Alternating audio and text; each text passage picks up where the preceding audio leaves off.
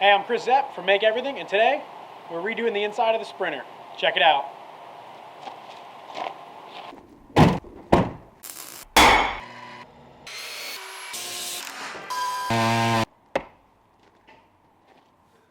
So here's my current Sprinter setup. I use a lot of bags and some of these Milwaukee boxes. So I got 12-volt drills, bag of stuff, electrical tools, nailers, ladders, some more ladders, my tool belt. We got circular saw, full-size impacts, and an SDS. It's a mess, and every time I need to get something big in here, I get this problem in the middle. So the idea is to redo this and make it a little more efficient by using this new Milwaukee packout stuff that I got. So let's strip this out and start over.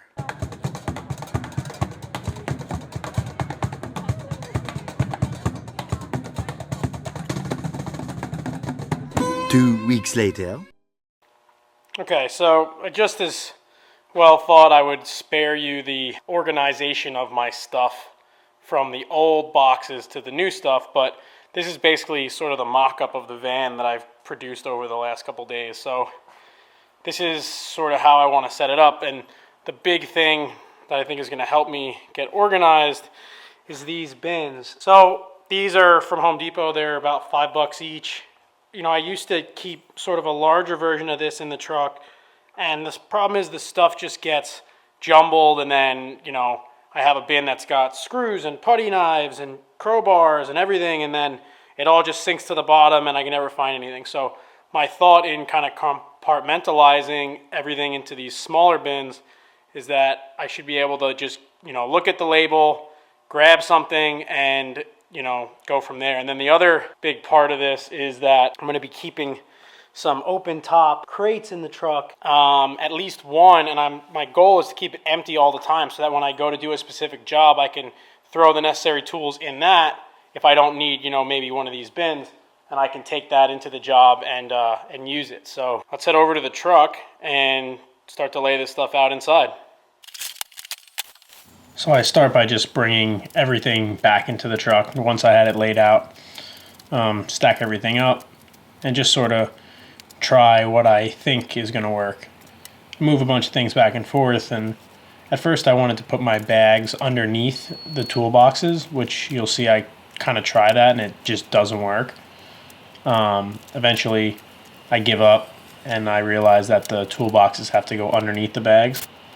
But I start by just laying up these pieces of wood and sort of just seeing how everything's going to go together using maybe some of the old shelves that I had and just some scrap wood.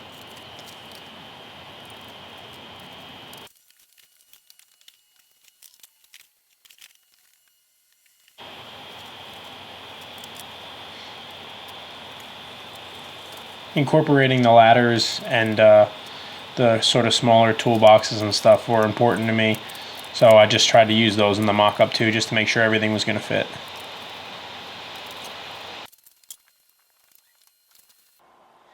Okay, so my system for kind of lining this up is, you know, I don't build the shelves right away. These are just some scrap boards and kind of just laid it out, but I think what I've got here is going to be very functional for the new setup. So I still want to be able to keep my multi-ladder and my work platform in the truck, and those kind of have to go back where they were. One of the other goals I had when I set out to do this was to sort of level the truck because it was kind of leaning to the left. So I took a lot of the weight off the left side and I tried to balance it a little bit better. So on the right, I've got the pack out boxes. I have 3 of them. And then this organizer is going to have all my nails. This one has my nailers. I have a telescoping ladder. This is my 12-volt drill bag, my kind of general tools, and then the rigid bins with my rigging box with all my straps and stuff. I'm going to try and keep this bin empty. Got the new plastic bins, some pack out, my laser, screws, and then the cordless miter saw. This leaves a lot of empty space here in the middle, which will be great for buying material and just kind of putting stuff in the truck. And now I gotta go through the process of measuring all this stuff and figuring out what size shelves I actually have to make out of plywood to get this done. All right, let's start that up.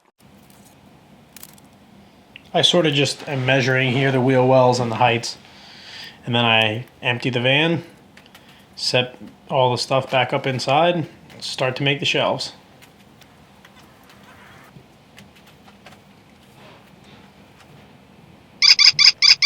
Now that everything's inside, I can measure for the shelves a little bit better. I have a pretty simple method for building shelves like this. I'm using 3/4 inch sanded plywood that I got from Home Depot. It's about $30 a sheet. It's not the greatest plywood. It usually has a little bit of a warp in it, but it does the job and it's inexpensive. So I'm ripping everything down to 15 7/8. That makes sure that I get exactly 3 rips out of each 4x8 sheet. And my method for building these shelves is sort of a screw and glue method. I use 2-inch 18 gauge brad nails to secure everything while the glue is sort of setting up, and then I re-support with screws as well. And now you'll see the way that I'm sizing these shelves. A woodshop teacher told me once, you know, do as little measuring as possible. If you need something to fit, put it in there and build the shelves accordingly. So since there are always little variables on these toolboxes and stuff, I'm trying not to measure. I'm putting the toolbox in and then I'm putting a spacer, and that's giving me the perfect spacing for the shelves. And you can see the first unit complete right there. Next, I'm building a shelf unit for the new plastic storage bins. Again, I make the 15 7/8 rip, I chop everything up on the miter saw, and I start to build that unit. You'll notice that I'm lifting the material as I'm cutting on the miter saw. That's just so I get the extra depth. This is not something that I would recommend unless you're really comfortable with a miter saw, because it can be very dangerous. Here I'm using a spacer block in between each shelf. So I did one shelf and I made sure that it was the right height. I cut spacer blocks out of some scrap plywood, and I'm using those in between every shelf. So I know that every spacing is going to be exactly the same, and I'm using a square to let me know where to put my nails. I add 4 or 5 nails per shelf on each side, and then I add 2 1 5/8 drywall screws. That, along with the glue, will make these really strong and they're not going anywhere.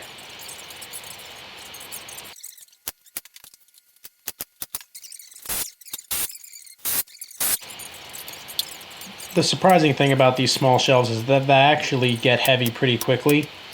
The 3/4 inch plywood gives a good amount of weight, but it's better for flexing and stuff. It really won't move around that much from the sort of torsional force that your truck and car goes through when you're driving. Now for the shelf for the rigging box, I'm basically just building a rectangular box, 2 sides and a top. Again, still using that same 15 7/8 depth, which is nice because now all the shelves will be the same depth in the truck. And the rips wind up that I don't really wind up with much scrap at the end of this project. I pretty much used exactly 3 full sheets of plywood, and I had maybe a couple small pieces left over, which is always good. Now putting this shelf in the truck, the first shelf had nothing obstructing the back of it, so it just laid right in there. And I put the toolboxes in just to see how they fit. And something I did after I had stripped out the van was I added new LED lights to the ceiling, and it made a huge difference. You can see how bright it is in there, and I'm doing all this in the dark. So I had to cut a curved section out of the plastic storage bin shelf to accommodate the wheel well, and then since the van walls actually camber in, I had to cut the top of the shelf at an angle. So I just scribed that out with a pencil, and then I used a jigsaw to cut those. And then the shelf for the rigging box just kind of sits in there. Now I put everything in approximately where it's going to go, and at this point I've just sort of tacked the shelves in with screws where they're needed, just so that, you know, if I need to pull everything out, it's no big deal. And you'll notice that I left the ladders in place, and the reason that I did that was the ladders have to be there. So I needed to make sure that the shelves played nice with the ladders. Alright, so one side is done. Exactly what I was looking for. I got my 2 pack outs, I got the screw organizer, the laser hole saw kit, the cordless miter saw. I'm going to build a frame around the cordless miter saw at a 3/4 inch plywood so that the saw can't go anywhere. I've got the rigging stuff, underneath there, that's a cordless vacuum. This bin's got crowbars, caulking gun, long like 200-foot tape measure, all that stuff. And then this bin I'm gonna try and keep empty. I'm really happy with the way this is coming out. So now it's just time to do this side.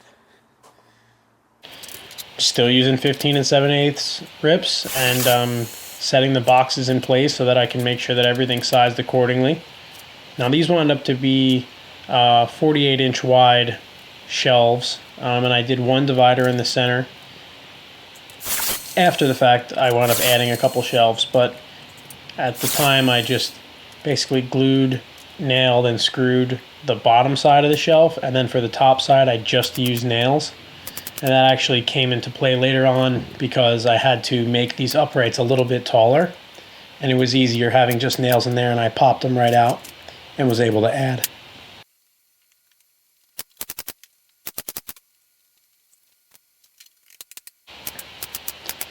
The brad nails and the screws along with the glue make these things really rigid. It's a really nice way to make shelves that, you know, maybe you're not going to spend the time to rabbet the shelves together.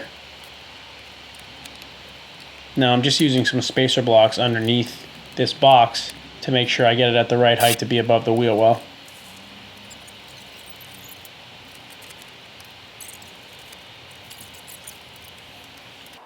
So this side is pretty much done too. This one's obviously a lot simpler than the other side. I might add a shelf on that one so that I can pull out separate things, and maybe add a shelf on this one too. But for now, at least they're functioning, and I just have to build one more shelving unit for the bins that's going to go on the other side of that. Now to make this last shelving unit for the storage bins. Now this one, I wanted to scribe the back of the shelving unit to reach and meet with the contours of the van. So before I assemble anything, I take a scribe and I just run it around those kind of wonky sides that are where the door panel is. Once I scribe it, I then trace it with a pencil because my scribe is just 2 steel points, and I cut it out with the jigsaw.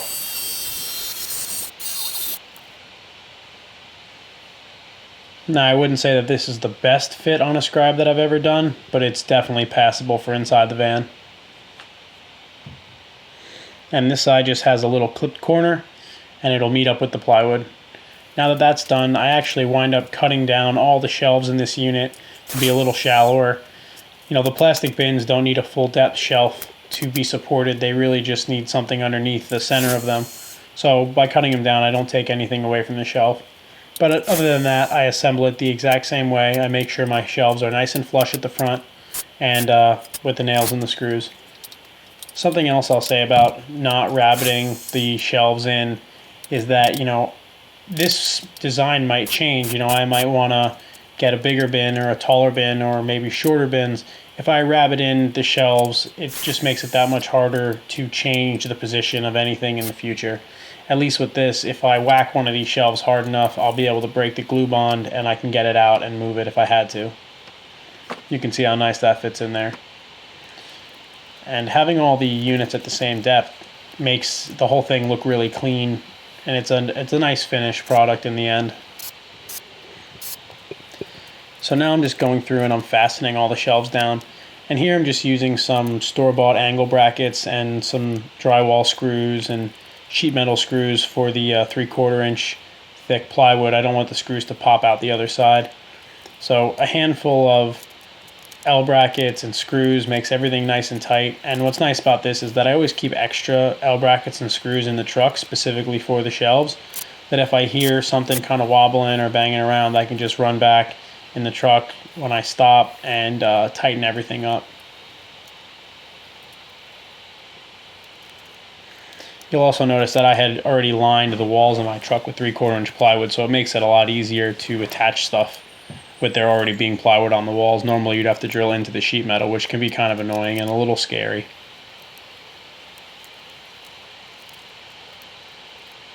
And to keep these plastic bins in place, I ripped some 1/2 inch plywood and I screwed it in tight to each bin. I just use one screw in the center so that they can kind of pivot if I put them in crooked, but you'll see how it just keeps them in and a simple lift pops them out. Now I just add some edging on the face of some of the shelves to make sure that none of the boxes slide out. I made everything tight enough that nothing really moves around that much, but putting this edge there just means that if I hit a really crazy bump or maybe the truck's up on an angle, nothing's going to slide out and potentially spill or break in the truck. I'm using that cordless miter saw to cut all the edging. It's really convenient to have it in the truck, and I just let the dust blow out the back of the truck and I can make most of the cuts I need. I put some edging around the open top bins, and again up on the face of the shelves, and now around the miter saw. So having them around the miter saw, it basically just locks it in place, and then eventually I'll put a bungee over the miter saw so it really can't go anywhere.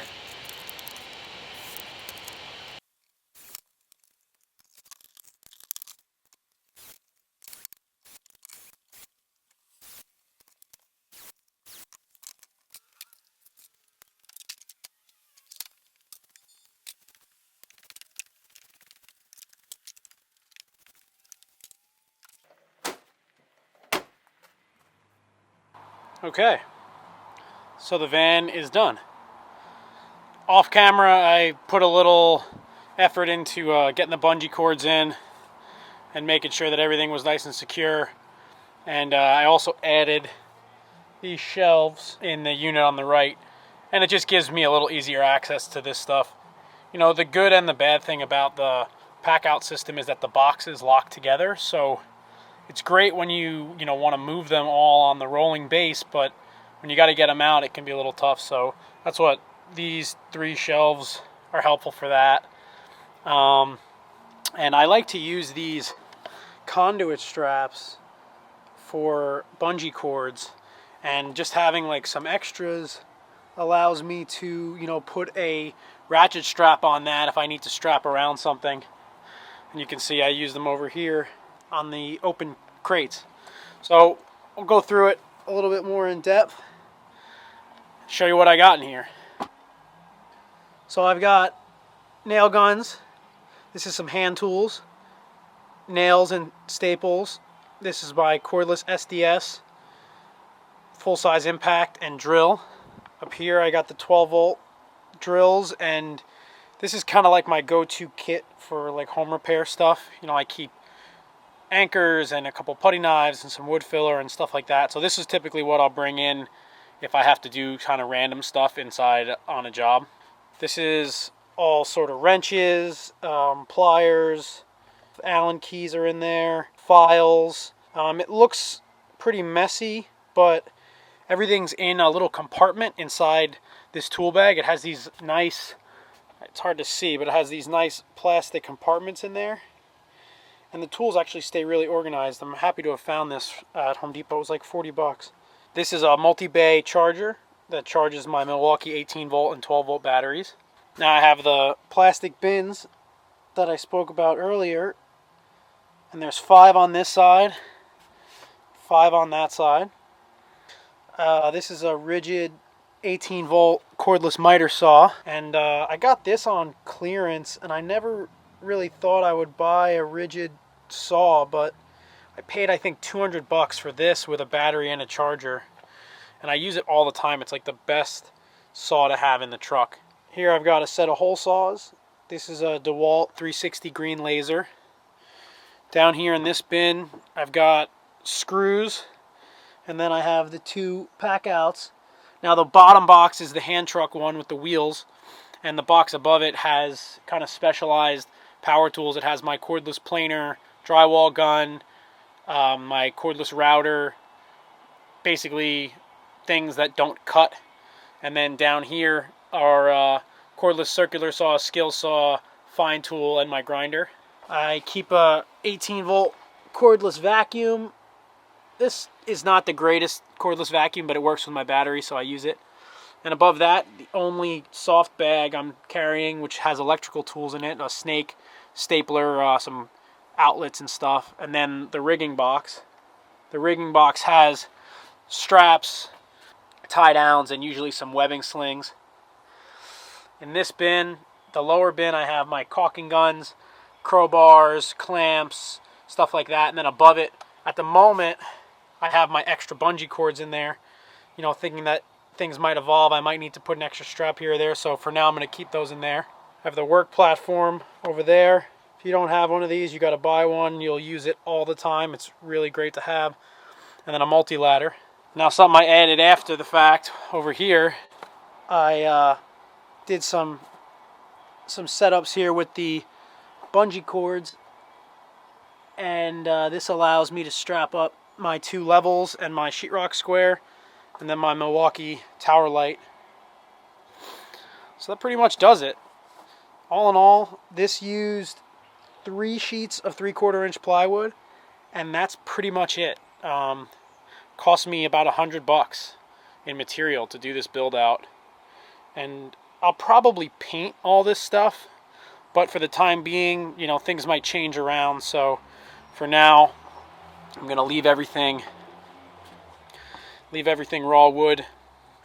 And then typically what happens is I'll pick something up, I'll pick up a machine, or I'll need to move something really big and I'll empty the whole truck.